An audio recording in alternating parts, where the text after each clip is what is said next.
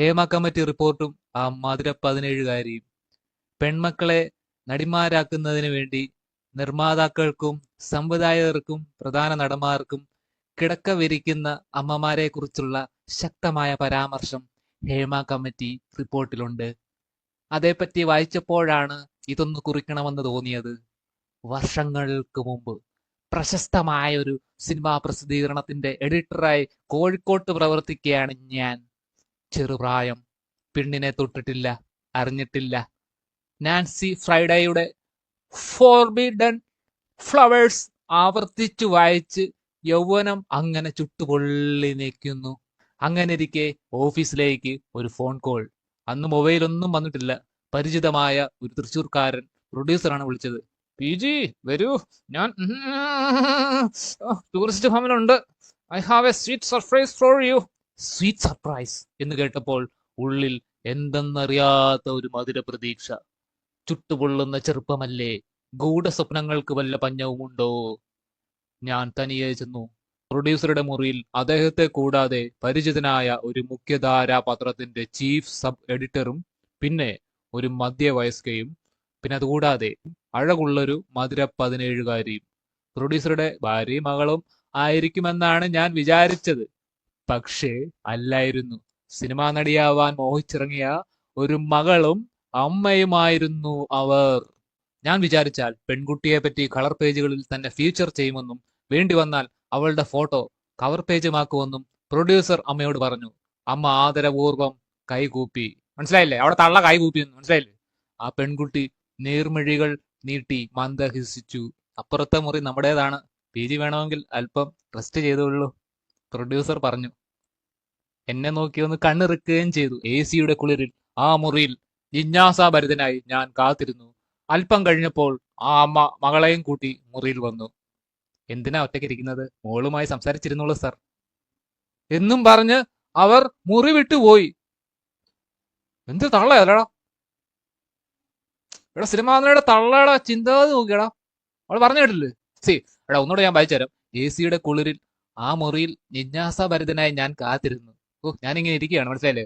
A C അടിച്ചിട്ട് ഈ ഇടയകനായിട്ട്, മനസ്സിലല്ലോ, lonely അങ്ങനെ പാട്ട് കേട്ടില്ല, ലോൺലി മറ്റേ പാട്ട് കേട്ടില്ലേ? അപ്പൊ അങ്ങനെ ലോൺലി ആയിട്ട് അങ്ങനെ എ സിയുടെ കുളിരില്ലേ, മനസ്സിലായില്ലേ? എ സിയുടെ കുളിരിൽ ഇങ്ങനെ ഒരു ജിജ്ഞാസാഭരിതനായിട്ട് ആരെയോ കാത്തിരിക്കുന്നു ഞാൻ, മനസ്സിലായില്ലേ? ഇങ്ങനെ കാത്തിരിക്കുന്നു. ഓ ഓ അങ്ങനെ കാത്തിരിക്കുമ്പോ അല്പം കഴിഞ്ഞപ്പോൾ, മനസ്സിലായില്ലേ, അല്പം കഴിഞ്ഞപ്പോൾ ആ അമ്മ മകളെയും കൂട്ടി മുറിയിൽ വന്നു. എങ്ങനെയുണ്ട്? അല്പം കഴിഞ്ഞപ്പോൾ ആ അമ്മ മകളെയും കൂട്ടി മുറിയിൽ വന്നു. മനസ്സിലായില്ലേ? അപ്പോൾ അവരുടെ അമ്മ ചോദിച്ചു, എന്തിനാ ഒറ്റയ്ക്ക് ഇരിക്കുന്നത്? മോളുമായി സംസാരിച്ചിരുന്നോളൂ സാർ. എന്തൊരു വിനയല്ലേ ആ തള്ളക്കല്ലേ, ഇയ്യ എന്നും പറഞ്ഞ് അവർ മുറി വിട്ടുപോയി. എങ്ങനെയുണ്ട്? ഇയ്യ. ചുവപ്പിലും കറുപ്പിലുമുള്ള ചുരിദാറായിരുന്നു ആ മെലിഞ്ഞ സുന്ദരി കുട്ടിയുടെ വേഷം. ഹൃദയാഹാരിയായ പെർഫ്യൂമിന്റെ സൗരഭ്യം അവളെ വലയം ചെയ്തിരുന്നു. അവൾ മറ്റേ പെർഫ്യൂം അടിച്ചിട്ടുണ്ടായിരുന്നു, മനസ്സിലായല്ലേ? അതൊക്കെ ഇങ്ങനെ അടിച്ചിട്ടുണ്ട്, മനസ്സിലായല്ലേ? അവളുടെ കക്ഷത്തും ഇവിടെ ഇവിടെ കഴുത്തിട്ട് ഇവിടെ, മനസ്സിലായല്ലേ? പിന്നെ ഇവിടെ കടിച്ചിട്ടുണ്ട്, മനസ്സിലായല്ലേ? അപ്പോൾ അതുകൊണ്ടാണ് പറഞ്ഞത് ചുവപ്പിലും കറുപ്പിലുമുള്ള ചുരിദാറായിരുന്നു ആ ബലജ സുന്ദരി കുട്ടിയുടെ വേഷം. മനസ്സിലായാലും സുന്ദരി കുട്ടി എന്ന് പറഞ്ഞിട്ടുണ്ട്, മനസ്സിലായല്ലേ? സുന്ദരി കുട്ടിയുടെ വേഷം. നമ്മൾ ഓർക്കണം 17-കാരിയാണ്, മനസ്സിലായല്ലേ? പ്രായം ഓർത്ത് നോക്കണം. ഓക്കെ. അപ്പോൾ അതുകൊണ്ടാണ് പറഞ്ഞത്, മനസ്സിലായത്? ഇപ്പൊ ഹൃദയകാരിയായ പെർഫ്യൂമിന്റെ സൗരഭ്യം അവളെ വലയം ചെയ്തിരുന്നു, മനസ്സിലായല്ലേ? എന്തൊരു എന്തൊരു മണം, മനസ്സിലായില്ലേ? ആ പെർഫ്യൂമിന്റെ മണം, ആ ഒരു 17-കാരിയുടെ ആ പെർഫ്യൂമിന്റെ മണം, അതെന്റെ സിരകളെ സിരകളിൽ, എന്റെ നാടികളിൽ തീ പിടിപ്പിച്ചു, മനസ്സിലായില്ലേ? Hot hot baby, hot baby, hot hot hot baby. മുറിയിലെ കുളിരിലും ഞാൻ വിയർത്തു. എന്റെ വന്യ കാമനകളിൽ നാൻസി ഫ്രൈഡേയുടെ ഫോർബിഡൻ ഫ്ലവേഴ്സ് പൂത്തലഞ്ഞു. മനസ്സിലായില്ലേ? പൊങ്ങിയെന്ന് മനസ്സിലായില്ലടാ? അല്ല, മനസ്സിലായത് നിനക്ക് വല്ലതും? മനസ്സിലായില്ലേ? എടാ, മുറിയിലെ കുളിരിലും ഞാൻ വിയർത്തു.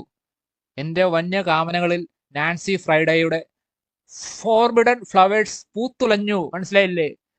പറി പൊങ്ങി, മനസ്സിലായില്ലേ? അണ്ടി പൊങ്ങി. എങ്ങനെയുണ്ട്? എങ്ങനെയുണ്ട്? നൈസ് അല്ലേ? എങ്ങനെയുണ്ട്? പൊളിയല്ലേ? മനസ്സിലായല്ലേ? അടുത്തോടെ വായിച്ചു നോക്കാം. മകളെയും കൂട്ടി വന്നു. എന്തിനാ ഒറ്റയ്ക്ക് ഇരിക്കുന്നത്? മോളുമായി സംസാരിച്ചിരുന്നോളൂ സാർ എന്നും പറഞ്ഞ് അവർ. അപ്പോഴാണ് അവൾ എന്നെ നോക്കി പിന്നെയും വിഷാദമധുരമായി മന്ദഹസിച്ചത്. യോ, വിഷാദമധുരമായി, മനസ്സിലായില്ലേ? വിഷാദം ഉണ്ട് ആ പെൺകുട്ടിക്ക്, മനസ്സിലായില്ലേ? 17-വരെയായ സിനിമ നടിക്ക്, മനസ്സിലായില്ലേ? അപ്പോൾ അവള് വിഷാദം ഭരിതമായ രീതിയിൽ മന്ദഹസിച്ചു. മനസ്സിലായില്ല? ആ സാധനമല്ലേ, മറ്റേ സാധനമല്ലേ, മനസ്സിലായില്ലടാ? അവിടെ 17 വരെയുള്ള പെൺകുട്ടികൾക്ക് അറിയാലോ. അപ്പോഴാണ് പിന്നെ അവൾ എന്നെ നോക്കി പിന്നെയും വിഷാദമധുരമായി മന്ദഹസിച്ചത്. മനസ്സിലായില്ലേ? അടിമുടി കാമാതുരനായിരിക്കുന്ന ഞാൻ, മനസ്സിലായില്ലേ? എടാ, പൊങ്ങി തന്നെ നിൽക്കുന്ന, മനസ്സിലായില്ലേ? അയ്യാ, മനസ്സിലായില്ലേ? പൊങ്ങി തന്നെ നിൽക്കുന്ന, മനസ്സിലായില്ലേ? അടിമുടി കാമാതുരനായിരിക്കുന്ന ഞാൻ മന്ത്രവടി കൊണ്ട് തൊട്ടിട്ടെന്ന പോലെ പെട്ടെന്ന് പ്രണയാതുരനായി മാറി. സാധനം പൊങ്ങിയായിരിക്കുന്നു, മനസ്സിലായില്ലേ? ഒരു സാമാനം, മനസ്സിലായില്ലേ? പെൺകുട്ടികൾക്ക് പെട്ടത് അറിയാം, മനസ്സിലായില്ലേ? അവള് പെൺകുട്ടികൾക്ക് പ്രത്യേകിച്ച് പറഞ്ഞ് മനസ്സിലാക്കി തരേണ്ട കാര്യമില്ലെന്ന് തോന്നുന്നു. യാ യാ മനസ്സിലായി. എടാ, പെൺകുട്ടികൾ കാര്യം മനസ്സിലായില്ലേ? ഞാൻ മന്ത്രവടി കൊണ്ട് തൊട്ടില്ലെന്ന പോലെ പെട്ടെന്ന് പ്രണയാർദ്രനായി മാറി, മനസ്സിലായില്ലേ? അപ്പോൾ എനിക്ക് അവളോട് ദിവ്യമായ അനുരാഗം, മനസ്സിലായില്ലേ? എനിക്ക് അവളോട് ദിവ്യമായ അനുരാഗം. അപ്പോൾ അതിനെ നമ്മൾ കാമമെന്ന് വിളിക്കാൻ പറ്റൂലല്ലോ. ഓക്കെ, അപ്പോൾ ഏതാനും 2 മണിക്കൂറോളം ആ പിന്നെ മുറിയുടെ കുളിരിൽ ഞങ്ങൾ ചിലവഴിച്ചു. എങ്ങനെയുണ്ട്? സാമാനം പൊങ്ങിയിരിക്കുന്നത്. എന്നിട്ട് അവളോട് ഇഷ്ടമുണ്ട്, മനസ്സിലായില്ലേ? അനുരാഗമുണ്ട്, മനസ്സിലായില്ലേ? എന്നിട്ടും ഏതാണ്ട് 2 മണിക്കൂറോളം പിന്നെ ആ മുറിയുടെ കുളിരിൽ ഞങ്ങൾ ചിലവഴിച്ചു, മനസ്സിലായില്ലേ? AC ചെലവഴിച്ചു. Okay okay my baby. കേട്ടോ, മുറിവിട്ടുപോയി. ചുവപ്പിലും കറുപ്പിലുമുള്ള ചുരിദാറായിരുന്നു ആ മെലിഞ്ഞ പെൺകുട്ടി സുന്ദരിയുടെ വേഷം. 2 മണിക്കൂറോളം ആ മുറിയുടെ കുളിരിൽ ഞങ്ങൾ ചെലവഴിച്ചു. അവളെ വിവാഹം കഴിക്കാൻ ഞാൻ അവളെ വിവാഹം കഴിക്കാൻ തീരുമാനിച്ചു. അവൾക്കും അമ്മയ്ക്കും 100 വട്ടം സമ്മതം. എങ്ങനെയുണ്ട്? മനസ്സിലായില്ലേ? എടാ, പ്രത്യേകിച്ച് ചായ കുടിക്കണ്ട, മനസ്സിലായില്ലേ? പിന്നെ നമ്മൾ എവിടെങ്കിലും കല്യാണം കഴിക്കാൻ പോകുമ്പോൾ ഏതെങ്കിലും പെൺകുട്ടികൾ, മനസ്സിലായില്ലേ, അവളോട് ചെല്ലുമ്പോൾ അവിടെ തള്ള ചോദിക്കുന്നു, മനസ്സിലായില്ലേ? അവിടെ തന്ത ചോദിക്കുന്നത്, മനസ്സിലായില്ലേ? പെൺവീട്ടുകാരുടെ തന്ത, മനസ്സിലായില്ലേ? അവർ ചോദിക്കുന്ന ചോദ്യങ്ങൾ എന്താണെന്ന് വെച്ച് കഴിഞ്ഞാൽ, ചെറുക്കന് എന്താണ് ജോലി, അവന് സർക്കാർ ജോലി ഉണ്ടോ, മനസ്സിലായില്ലേ? വലിയ വലിയ ഉദ്യോഗത്തിലാണോ, ഇല്ല ഗൾഫിലാണോ, യൂറോപ്പിലാണോ, ഇതൊക്കെ ചോദിക്കും, മനസ്സിലായില്ലേ? മനസ്സിലായില്ലടാ? പിന്നെ അതുകൂടാതെ സ്ഥലം ഉണ്ടോ നിനക്ക്, സ്വത്തുണ്ടോ, ഇതൊക്കെ ഉണ്ടോ, ഇതൊക്കെ നോക്കിയിട്ടാണ് നിന്നെ കല്യാണം കഴിപ്പിക്കുന്നത്. പക്ഷെ ഇവളോ, സിനിമാന്തിനയുടെ തള്ളയോ, മനസ്സിലായില്ലേ? ചുളുവില് ഈസി ആയിട്ട്, മനസ്സിലായല്ലേ? എടാ, ചുളുവിൽ ഈസി ആയിട്ട് കിട്ടി, മനസ്സിലായല്ലേ? അവളെ വിവാഹം കഴിക്കാൻ തീരുമാനിച്ചു. ഞാനങ്ങ് സ്വയമായിട്ടങ്ങ് തീരുമാനിച്ചു, മനസ്സിലായില്ലേ? എനിക്കങ്ങനെ പ്രത്യേകിച്ച് പെണ്ണ് കാണേണ്ട കാര്യമൊന്നുമില്ല, മനസ്സിലായല്ലേ? ചിക്കിലി മാത്രം മതി, മനസ്സിലായല്ലേ? ഞാൻ സിനിമാ നടനായാലേ, മനസ്സിലായല്ലേ? പ്രൊഡ്യൂസറും മറ്റേ ഡയറക്ഷനൊക്കെ ആയി കഴിഞ്ഞാൽ, മനസ്സിലായല്ലേ? എനിക്കങ്ങനെ പ്രത്യേകിച്ച് ഒരു പെണ്ണെടുത്ത് സമ്മതം ചോദിക്കേണ്ട കാര്യമൊന്നുമില്ല. എനിക്ക് പോയത് ഒരു പെണ്ണ് കണ്ടാലോ, മനസ്സിലായല്ലേ? എനിക്ക് അവളെ വിവാഹം കഴിക്കണമെന്നുണ്ടെങ്കിൽ, മനസ്സിലായല്ലേ, ചോദ്യം പറച്ചിലൊന്നുമില്ല. നീ ഞാൻ പറയുകയാണ് അവിടെ തള്ളയെടുത്ത്, മനസ്സിലായല്ലേ? തള്ള എനിക്ക് അവളെ വിവാഹം കഴിക്കണം, മനസ്സിലായില്ലേ? കൂടുതൽ ഡയലോഗ് ഒന്നും വേണ്ട, മനസ്സിലായില്ലേ? എടാ, അവളുടെ അമ്മ അപ്പോൾ എന്താ പറയുക, അവൾക്കും അമ്മയ്ക്കും 100 വട്ടം സമ്മതം, മനസ്സിലായില്ലേ? ഒരു വട്ടമല്ല, 100 വട്ടം സമ്മതം, മനസ്സിലായില്ലേ? മനസ്സിലായില്ല? അപ്പോൾ അതുകൊണ്ടാണ് ഞാൻ പറഞ്ഞത്, കമ്പാരിറ്റീവ്ലി ബിറ്റ്വീൻ ദ സാധാരണ ജനങ്ങൾ ആൻഡ് സിനിമ നടന്മാർ, ടു ഡിഫറൻസ് ബിറ്റ്വീൻ ദ അങ്ങനെ ഒരുപാട് കാര്യങ്ങളൊക്കെ ഉണ്ട്, മനസ്സിലായില്ലേ? അപ്പോൾ അതുകൊണ്ടാണ് ഞാൻ പറഞ്ഞത്, നമ്മൾ കമ്പയർ നോക്കുമ്പോൾ ആരാണ് സിനിമ നടൻ, ആരാണ് നമ്മുടെ സാധാരണ ജനങ്ങൾ, മനസ്സിലായില്ലേ? നമ്മൾ പെണ്ണ് കാണുന്നത് എങ്ങനെ, അവർ പെണ്ണ് കാണുന്നത് എങ്ങനെ, മനസ്സിലായില്ലേ? So the difference between the സാധാരണ ജനങ്ങൾ ആൻഡ് സിനിമ നടൻ ആൻഡ് അങ്ങനെ കുറച്ച് കാര്യങ്ങളൊക്കെ ഉള്ളതല്ലേ. ഞാൻ തീരുമാനിച്ചു. അവൾക്കും അമ്മയ്ക്ക് 100 വട്ടം സമ്മതം. എനിക്ക് കോഴിക്കോട് ഒരു പെൺകുട്ടിയെ ഇഷ്ടമാണെന്ന്, അവളെ മതിയെ എനിക്ക് ഭാര്യയെന്നും എന്റെ വീട്ടിൽ അറിയിച്ചു. അവളുടെ ഫോട്ടോയിൽ കാണിച്ചു. വീട്ടുകാർക്ക് ഒരു എതിർപ്പുമുണ്ടായില്ല. അവളെ എനിക്ക് കോഴിക്കോട്ട് ഒരു പെൺകുട്ടി ഇഷ്ടമാണെന്നും അവളെ മതി എനിക്ക് ഭാര്യയായി എന്നും ഞാൻ വീട്ടിൽ അറിയിച്ചു, മനസ്സിലായില്ലേ? എടാ, ഞാൻ സിനിമാ നടനാണെങ്കിലും ഡയറക്ടർ ആണെങ്കിലും ഞാൻ അങ്ങനെ മനസ്സിലായല്ലേ, ഞാൻ വീട്ടിൽ വന്ന് അറിയിക്കുകയാണ്, മനസ്സിലായല്ലേ? നമ്മുടെ സ്വന്തം തള്ളയെടുത്തും തന്തയെടുത്തും, മനസ്സിലായല്ലേ? ഞാൻ ഇങ്ങനെ പറയുകയാണ്, എനിക്ക് കോഴിക്കോട്ട് ഒരു പെൺകുട്ടി ഇഷ്ടമായെന്നും അവളെ മതി എന്ന്, എനിക്ക് അവളെ ഭാര്യയായിട്ട് വേണമെന്നും എന്റെ സ്വന്തം വീട്ടിൽ ഞാൻ അറിയിച്ചു, മനസ്സിലായല്ലേ? അപ്പോൾ അവളുടെ ഫോട്ടോ കാണിച്ചു, മനസ്സിലായില്ലേ? അവളുടെ ഫോട്ടോ കാണിച്ചു. വീട്ടുകാർക്ക് ഒരു എതിർപ്പും ഉണ്ടായില്ല, മനസ്സിലായില്ലേ? അതായത് എന്റെ വീട്ടുകാർക്ക് ഒരു എതിർപ്പും ഉണ്ടായില്ല, മനസ്സിലായില്ലേ? ഞാൻ ഡയറക്ടർ, സിനിമാ നടൻ ആണല്ലോ, മനസ്സിലായില്ലേ? അപ്പോൾ എന്റെ വീട്ടുകാർക്ക് ഒരു എതിർപ്പും ഉണ്ടായില്ല. അപ്പോൾ അവളെ ഞാൻ കണ്ടുമുട്ടിയ സാഹചര്യം അവൾക്ക് അറിയാമല്ലോ, മനസ്സിലായില്ലേ? സാഹചര്യം അറിയാമല്ലോ. എവിടാ? ഹോട്ടലില്, ഹോട്ടൽ മുറി എന്നും എന്റെ വീട്ടിൽ അറിയിച്ചു. അവളുടെ ഫോട്ടോയിൽ കാണിച്ചു. വീട്ടുകാർക്ക് ഒരു എതിർപ്പുമുണ്ടായില്ല. അവളെ ഞാൻ കണ്ടുമുട്ടിയ സാഹചര്യം അവർക്ക് അറിയാമല്ലോ. അതിന് ചേട്ടൻ വായിച്ചേട്ടാ, കണ്ടിന്യൂ കാര്യം.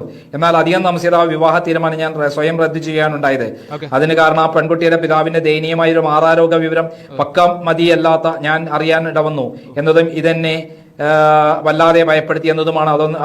അതൊന്നും ഇവിടെ വിശദീകരിക്കുന്നില്ല. എങ്കിലും ഒന്ന് പറയാം, ഞാൻ സൂത്രശാലിയായ ഒരു കുറുക്കനായിരുന്നെങ്കിൽ എന്തിനും അനുകൂല മനോഭാവമുള്ള ആ പെൺകുട്ടിയെ കല്യാണം കഴിച്ച് അവളെ ചവിട്ടുപടിയാക്കി മലയാള സിനിമയിലെ ഒരു സക്സസ്ഫുൾ ഡയറക്ടറായി മാറുമായിരുന്നു. അത്തരമൊരു അഴുക്കുചാലയിലൂടെ എന്നെ ഈ വഴി കടത്താൻ കടവരുത്തുന്ന കാലമേ നിനക്ക് നന്ദി. ആ പെൺകുട്ടി അനിയത്തി, അവൾക്ക് ഞാൻ എത്ര കാഡ്ബറീസ് ചോക്ലേറ്റുകൾ വാങ്ങിക്കൊടുത്തിരുന്നു. പിന്നീട് ആ ഒരു പ്രൊഡക്ഷൻ കൺട്രോളർ ഭാര്യയാക്കി. ഇന്നയാൾ മലയാള സിനിമയിലെ വലിയൊരു പ്രൊഡ്യൂസറായി തന്നെ വളർന്നിരിക്കുന്നു. എൻ്റെ 17കാരിയെ മംഗലാപുരത്തെ ഏതോ ബിസിനസ്സുകാരൻ വിവാഹം ചെയ്തു കൊണ്ടുപോയി എന്നും പിന്നീട് കേട്ടു. സിനിമാക്കാരനോ ബിസിനസ്സുകാരനോ പത്രക്കാരനോ ആർക്ക് വേണമെങ്കിലും മൺമക്കളെ പങ്കുവയ്ക്കാൻ തയ്യാറുള്ള അമ്മമാർ, അഥവാ ഏത് അഡ്ജസ്റ്റ്മെന്റുകൾക്കും തയ്യാറുള്ള പെണ്ണുങ്ങൾ മലയാള സിനിമയിൽ ഉള്ള കാലത്തോളം ചൂഷണങ്ങളും പീഡനങ്ങളും ഇവിടെ നിത്യസമമായിരിക്കും.